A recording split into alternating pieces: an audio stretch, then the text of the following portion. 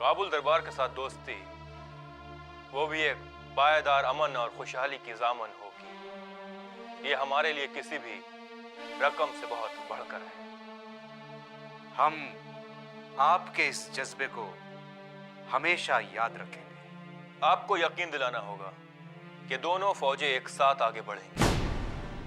आपने जुबान दी थी कि खालसा और अफगान फौजें एक साथ मिलकर आगे बढ़ेंगी। तो हमने तो आपको अपने साथ आने से रोका नहीं है। आप लोग अपनी रफ्तार बढ़ाने के बजाय हमसे ये तवक्को करते हैं कि हम लोग भी आपकी तरह घुटनों के बल चलने लगे। मुनव्वर की सलामती हमारे लिए बहुत अहमियत रखती है, इसलिए जब तक खालसा फौजें कश्मीर ना पहुंच जाए, उसकी जिम्मेदारी आपके कंधों पर है। हमने कोहिनूर को बहुत ही महफूज जगह पर रखा है। आप इत्मीनान रखें। हमारे शौहर के आते ही हम उसे खालसा सरकार के हवाले कर देंगे। ये लीजिए सरकार। हमें ये सख्त हिदायत है सूबेदार साहब की कि पंजाब से आने जाने वाले हर एक शख्स की निहायती सख्ती से पड़ताल की जाए। तो रुक, मैं देखती हूँ उनको, कहीं फिर से सिपाही ना आगे हों। तो ठहर माँ, मैं देखता हूँ कौन हो सकता है इस वक्त।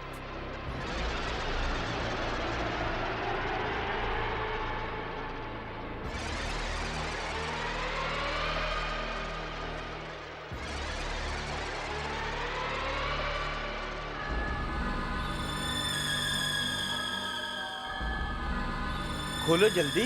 पंडित जी,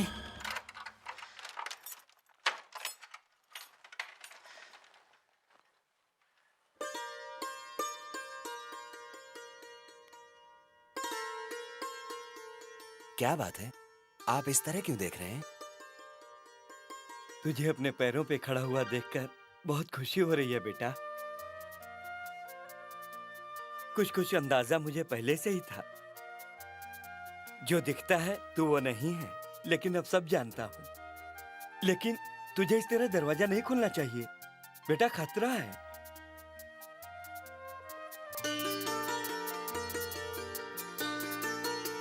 पंडिताइन,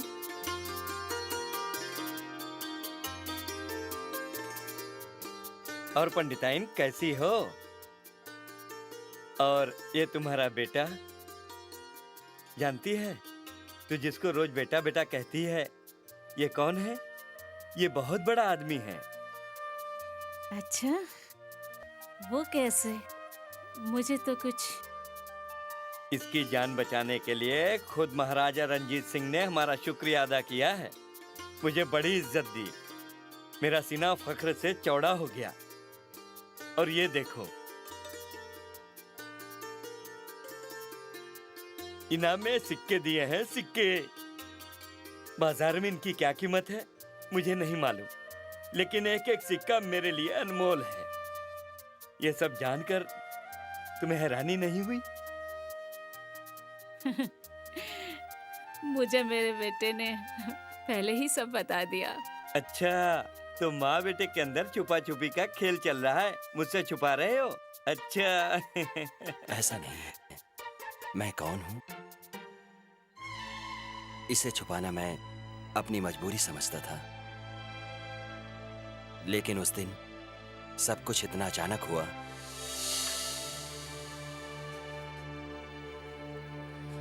कौन हो तुम लोग? और किसी के घर में जबरदस्ती घुसते हुए तुम लोगों को शर्म नहीं आती? सूबेदार के सिपाही हैं बुढ़िया, अदब से बात कर।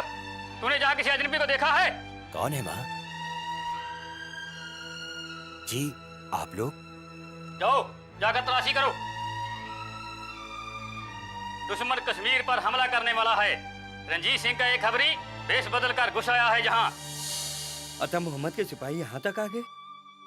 ये अच्छा नहीं हुआ बेटा।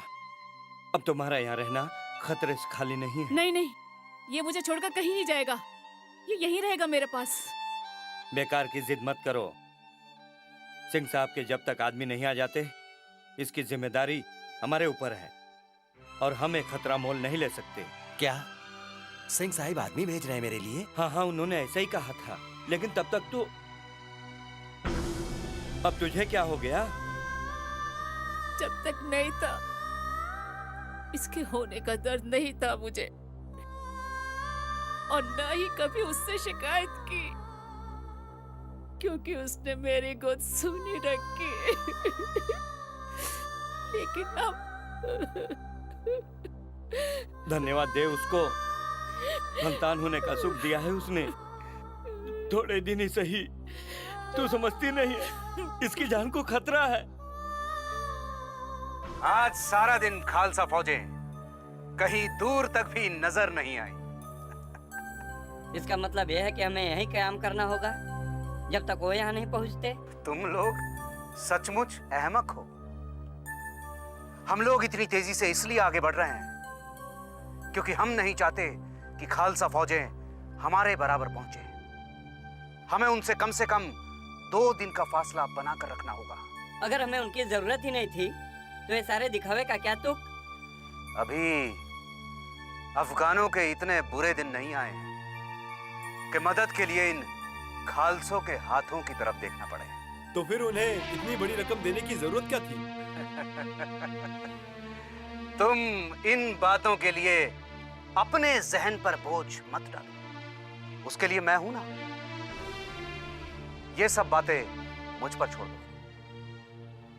उधर दीवान मोहकम चंद भी ये सोच सोचकर परेशान हो रहा होगा कि हम उसे साथ में लेकर क्यों नहीं चल रहे हैं। ये राज वो कभी नहीं जान पाएगा। उसे तो ये भी पता नहीं चलेगा कि हम उसके दोस्त हैं या दुश्मन।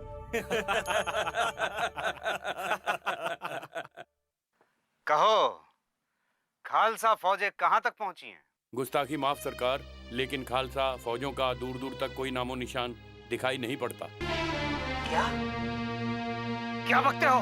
जी ऐसा लगता है कि वो हमारे पीछे नहीं आ रहे। इतनी बड़ी फौज अचानक इन पहाड़ी जंगलों में कहां गायब हो गई? कहीं उन्हें हमारे इरादों की भनक तो नहीं लग गई? फतेह अली, ये रंजीत सिंह बहुत होशियार आदमी है। जितना तुम सोचते हो उससे भी कहीं ज्यादा।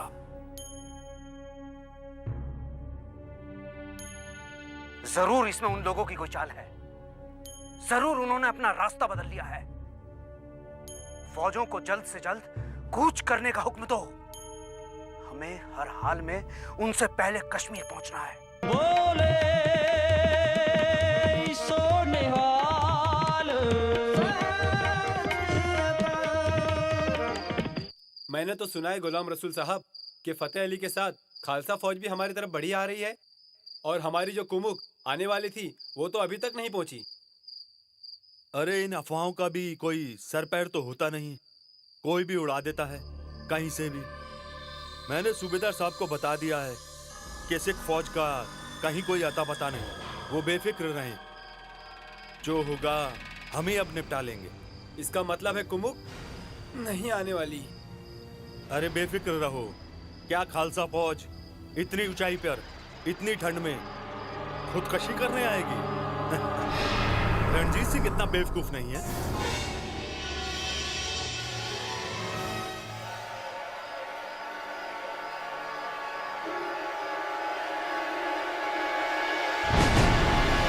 कौन है?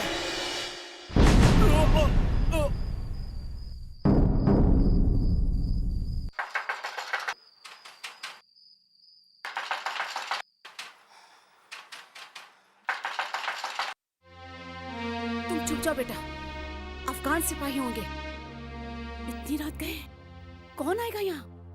हो सकता है कि खालसा सिपाही हो। ठहर, मैं देखता हूँ।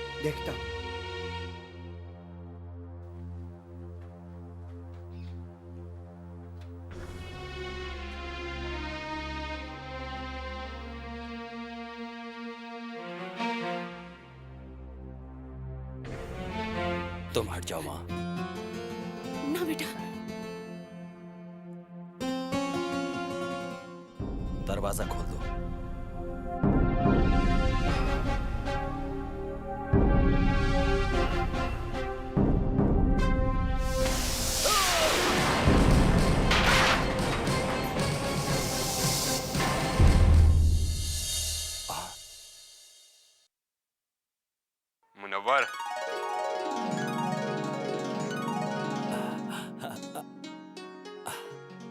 आप? समझाने का वक्त नहीं है। जल्दी से जल्दी हमें यहाँ से निकलना होगा। दुश्मन के सिपाही किसी वक्त भी यहाँ पर पहुंच सकते हैं।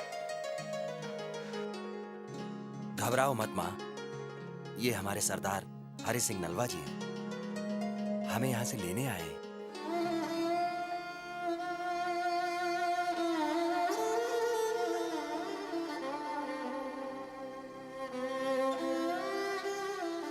इस वक्त मुझे जाने दो माँ।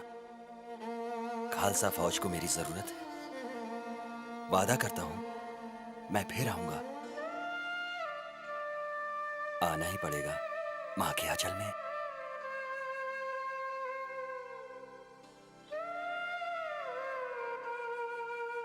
मैं तुझे रोकूंगी नहीं। ममता अंधी भले ही हो, लेकिन बेटा स्वार्थी नहीं होती। तुझे जाना होगा। माँ का बस इतना ही काम है कि बच्चे को अपने पैरों पे खड़ा कर दे। बस अब तू जा, जल्दी चला जा। रात बहुत कम रहेगी। आप लेके जाइए इसे।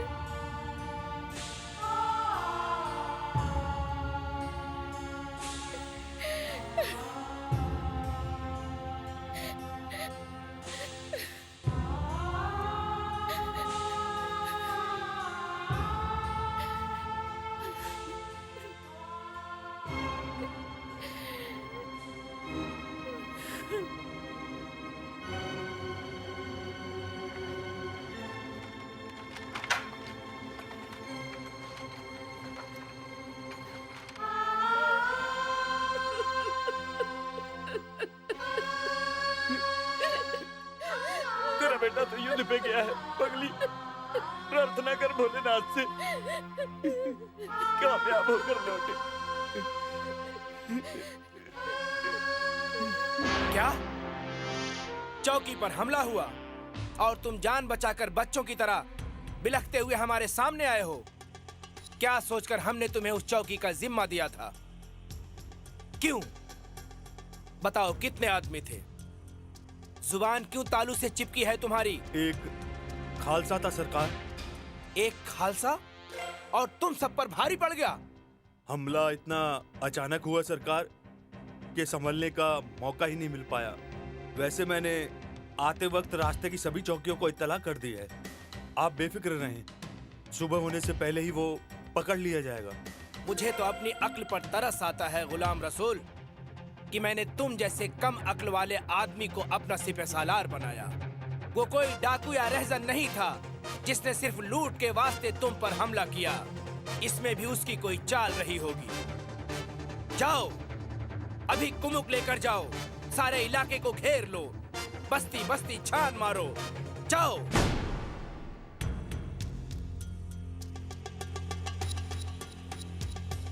दुश्मन हमारे दरवाजे पर आ पहुंचा है।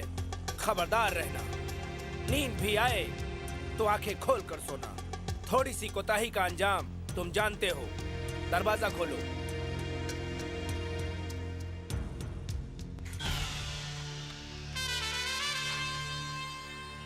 कमबख्त बहुत सख्त जान है। सो तो ऐसे रहा है जैसे गोया किसी फर्श पर नहीं, किसी मखमली बिस्तर पर सो रहा हो। उठो।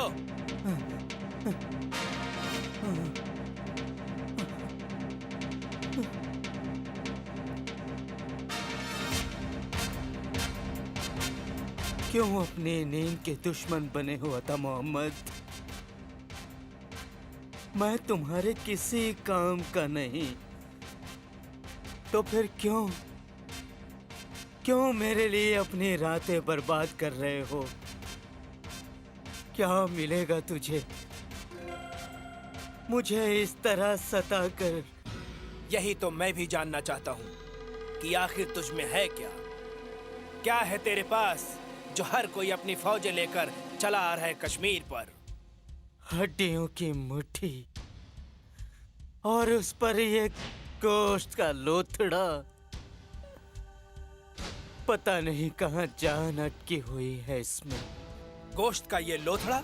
सच बता, नहीं तो नुचवा नुचवा कर इस लोथड़े को तेरे जिस्म से अलग कर दूंगा। आखिर फतेह अली खान को तुझ में दिलचस्पी क्या है? समझने की कोशिश करो अता मोहम्मद।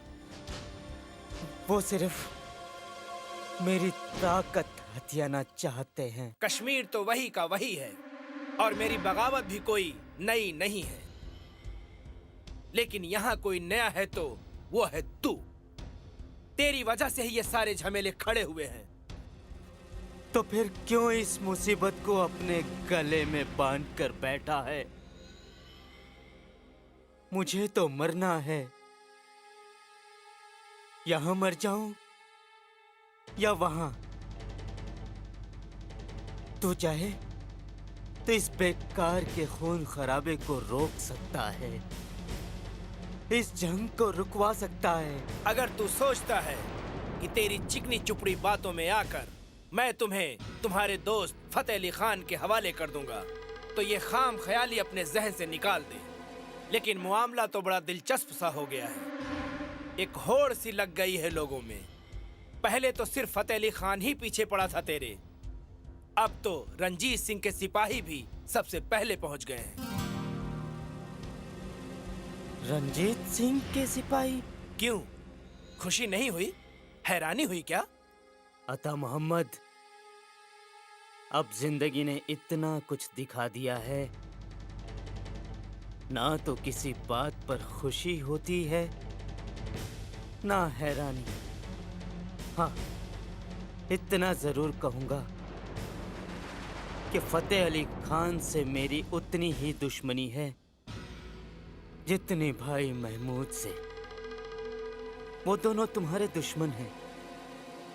हाँ, खालसों से मेरी कोई अदावत नहीं है, लेकिन मेरी खातिर वो इतनी दूर यहां तक आएंगे, ऐसा मैंने सोचा भी नहीं था। वो तो आ चुके हैं, लेकिन कुछ भी हो, कश्मीर से तुम्हें जिंदा वापस कोई नहीं ले जा सकता। जैसे अल्लाह की मर्जी।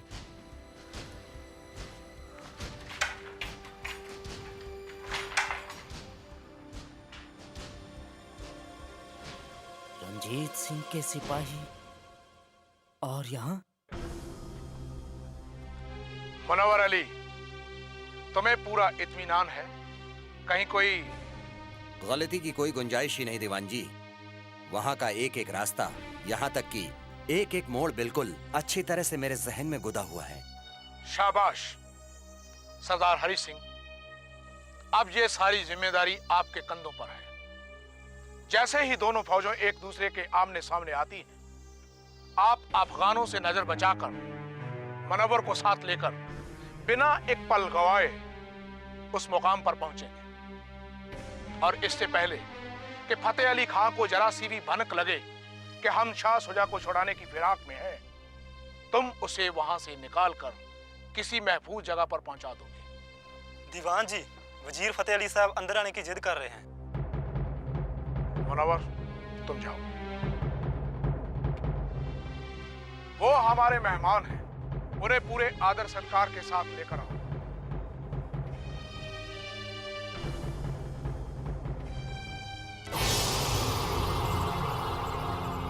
आइए आइए फतेह अली साहब, तशरीफ लाइए।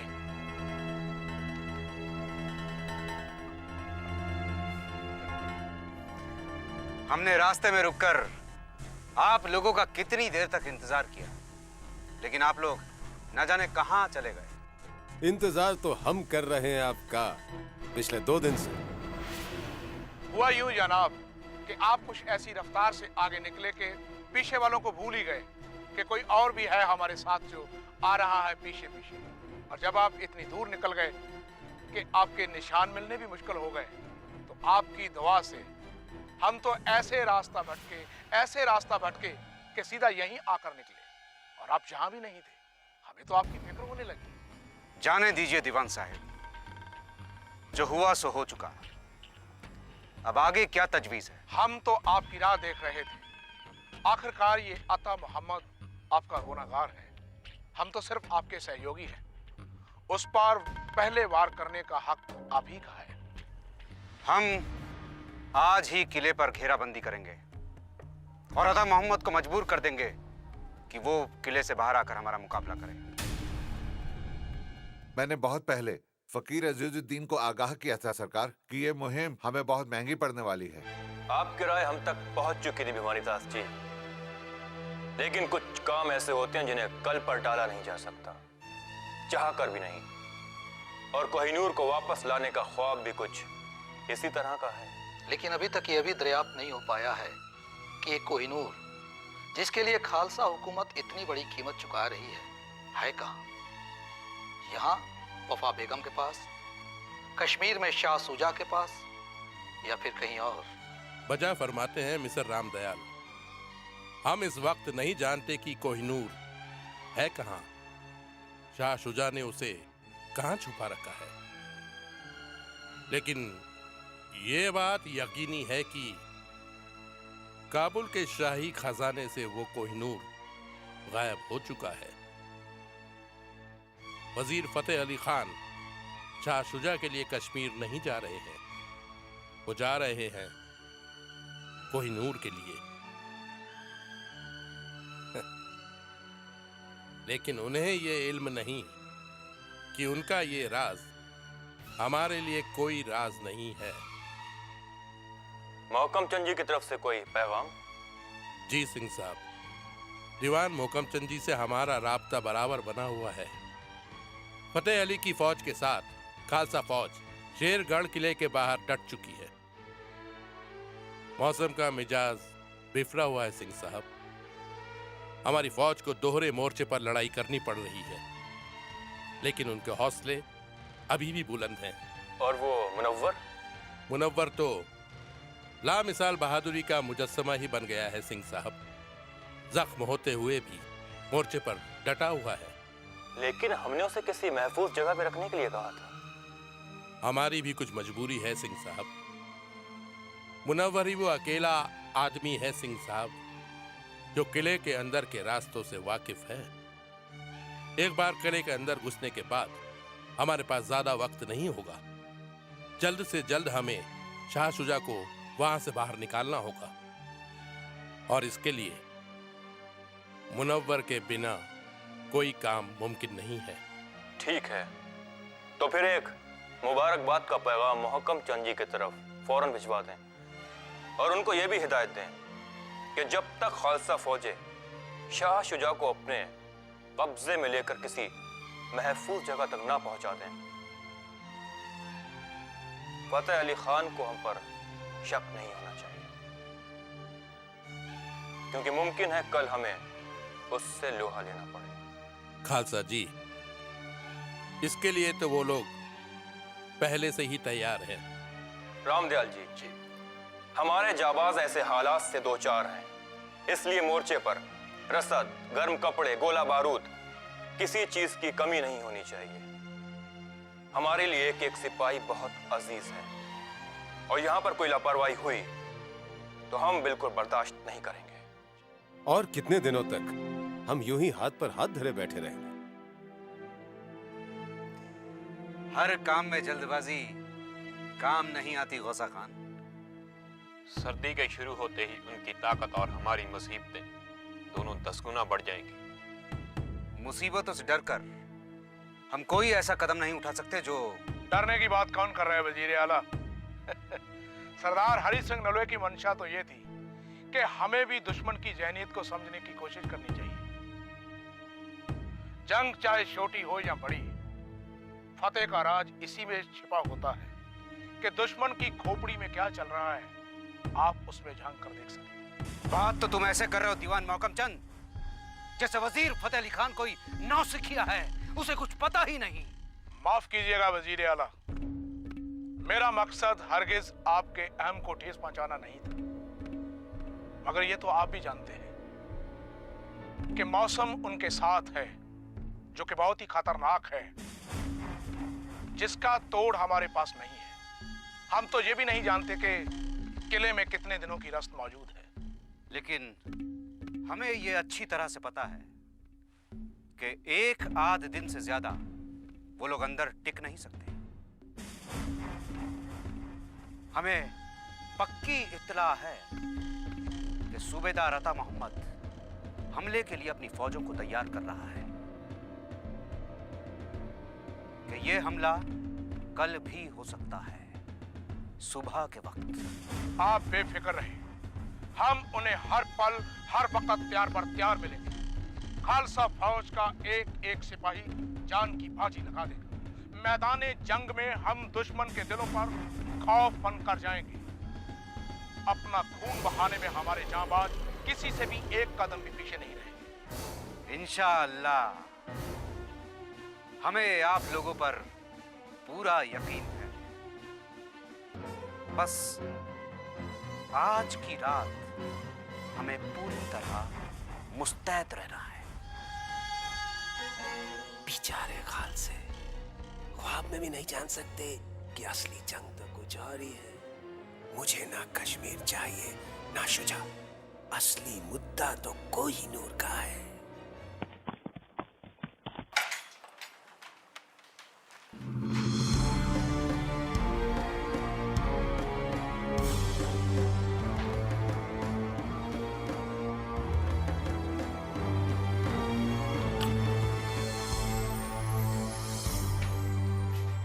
कैसे मिजाज है जहां पनाह?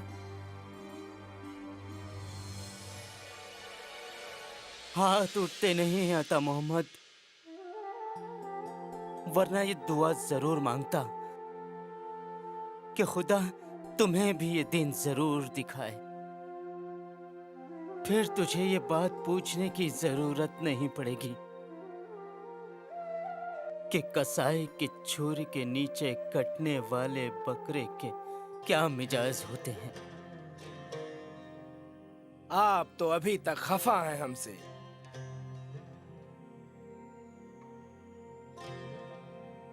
आज हम आपकी सारी शिकायतें दूर कर देंगे।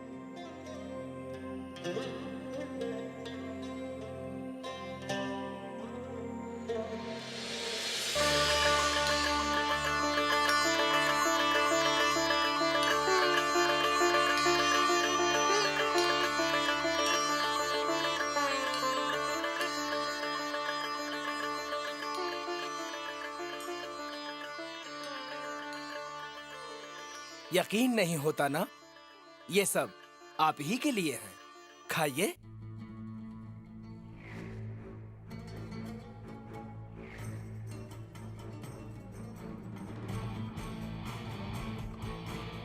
कैसा लग रहा है? आदमी की यही सबसे बड़ी कमजोरी है कि हाथ में आने के बाद भी उसे अपने मुकद्दर पर यकीन नहीं होता। ये जानना नहीं चाहोगे कि अचानक इतनी मेहरबानी क्यों? कोई तो वजह है। अरे खाओ खाओ खाओ। ऐसी भी कोई खास वजह नहीं है। तुम्हारे चाहने वाले लाओ लश्कर लेकर यहां तक पहुंच चुके हैं, और वो राज अभी तक राज ही है। कैसा राज? बनो मत। फतेह अली खान और रंजीत सिंह की फौजें हमारे किले को घेरा डाले खड़ी हैं। फैसले की घड़ी आ चुकी है। आर और पार की लड़ाई होगी। दुआ करो हमारे लिए। अगर हम हारे तो ये लजीज खाना और ये आज की रात तुम्हारे लिए आखिरी रात होगी। तुम्हारी वजह से ये मुसीबतों का पहाड़ हम पर टूटा है। खाओ, एक एक लुकमा लज्जत से खाओ।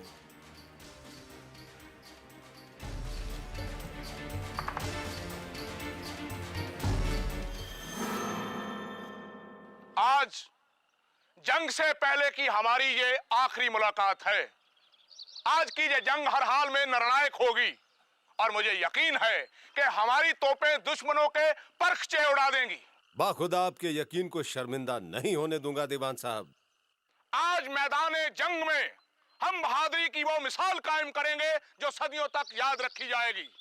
लेकिन इसके साथ साथ हमें एक एक कदम संभल कर बहुत ही जाब्ते से आगे बढ़ना होगा।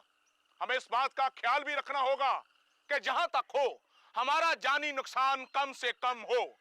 हमारे एक एक सिपाही की जिंदगी हमारे लिए बेशकीमती है। हमें यह भी नहीं भूलना चाहिए कि फतेह अली की नीयत साफ नहीं है। आंख मूंद कर उस पर भरोसा करना खुद को अंधेरे में रखने के बराबर है। ये भी हो सकता है कि जो अफगान फौजें आज हमारे साथ मिलकर लड़ रही हैं, कल मैदान जंग में हमें उन्हीं के साथ लोहा लेना पड़ जाए। सरदार हरि सिंह जी, आप मनव्वर को अपने साथ रखें और जैसे ही मौका मिले सबसे पहले शाह सुजा को अता मोहम्मद की कैद से निकालना होगा। यह भी हो सकता है कि अपने आप को हारता हुआ देखकर वो शुजा को खत्म करने की कोशिश करे। बोले सोनिहाल सत श्री अकाल।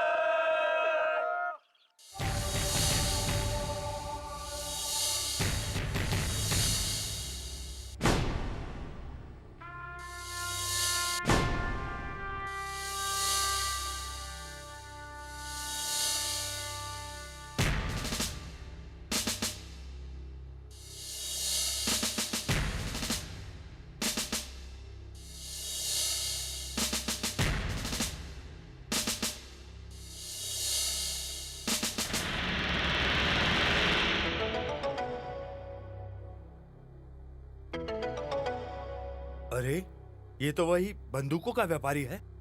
ये यहाँ क्या कर रहा है?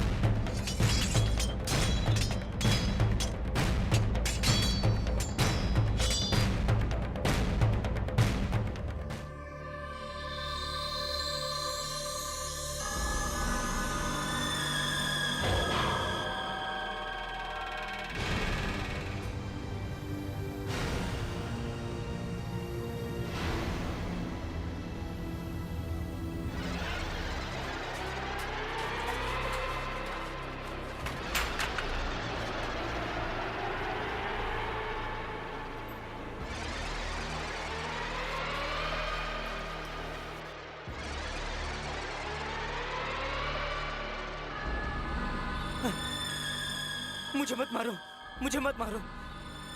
मैंने तुम्हारा क्या बिगाड़ा है? मुझे मत मारो। मैं तुमको मालामाल कर दूंगा। मालामाल, मालामाल।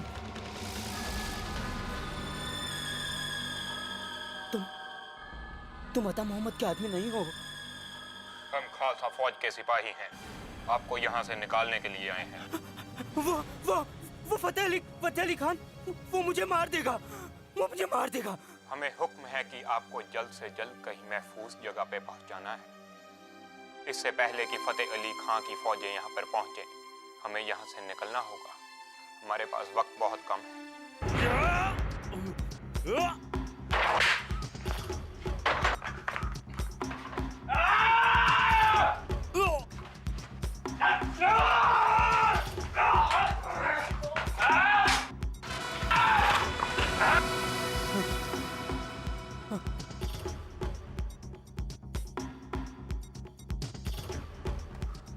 चलिए। मैं चल नहीं पाऊंगा।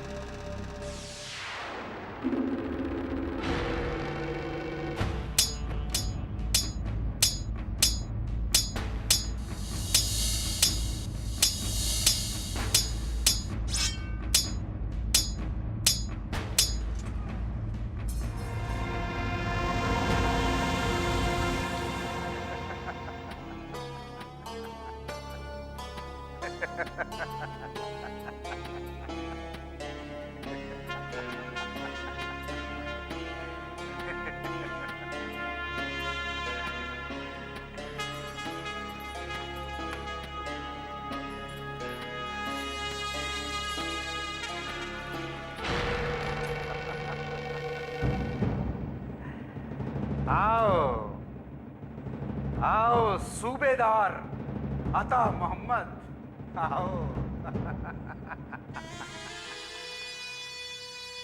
दीवारों दर को जरा गौर से देखो, पहचानो इसे। ये वही जगह है जहां कल तक तुम्हारा हुक्म चलता था। दरबार लगाते थे तुम। तुम्हारी नजर के एक इशारे से सैकड़ों लोगों की तकदीरें कांपती थी। और आज वही तुम हो।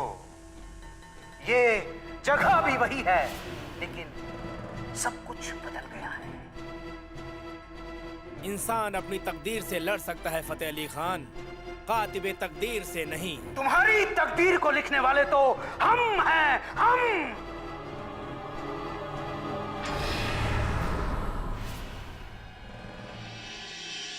हमने तुम्हें इस जगह का, कश्मीर का सूबेदार बनाया, लेकिन तुमने और तुम्हारे उस नामुराद भाई जहानात खान ने हमारे ही पैरों के नीचे से जमीन खींचने की कोशिश की, हमारी पीठ पर छुरा घोंपा। क्या सोचते थे, क्या समझते थे कि काबुल हुकूमत अब इतनी कमजोर हो गई है कि तुम खैरात की रकम और तमाम दौलत को हजम कर जाओ और हम तुम्हारा कुछ भी नहीं बिगाड़ेंगे? हाँ?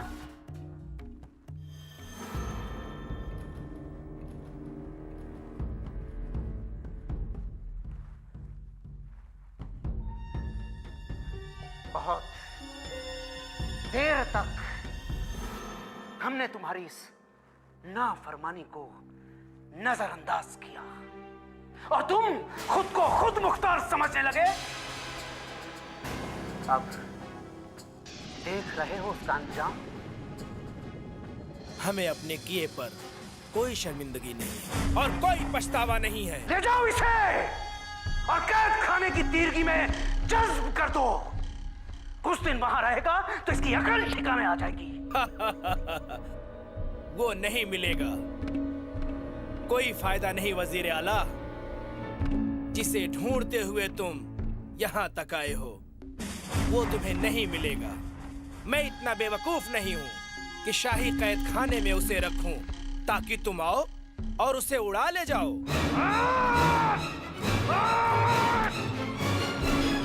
क्या समझते हो इतने सस्ते में छोड़ देंगे हम तुम्हें? और सुझा कहाँ है? वरना तेरे रगों में बहती एक एक बूंद तेरी नजरों के सामने कतरा कतरा होकर गिरेगी। तू सिर्फ तड़पता रहेगा और हम जुबा नहीं करेंगे। कुछ फायदा नहीं फतेह अली खान। मेरा जिस्म तो क्या, कश्मीर की एक एक पहाड़ी को खाक बनाकर हवा में उड़ा दो तो भी वो तुम्हें नहीं मिलेगा, क्योंकि वो जा चुका है।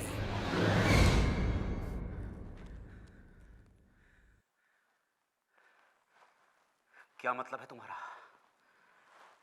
तुम ऐसा नहीं कर सकते। बोलो, कहां है शुजा?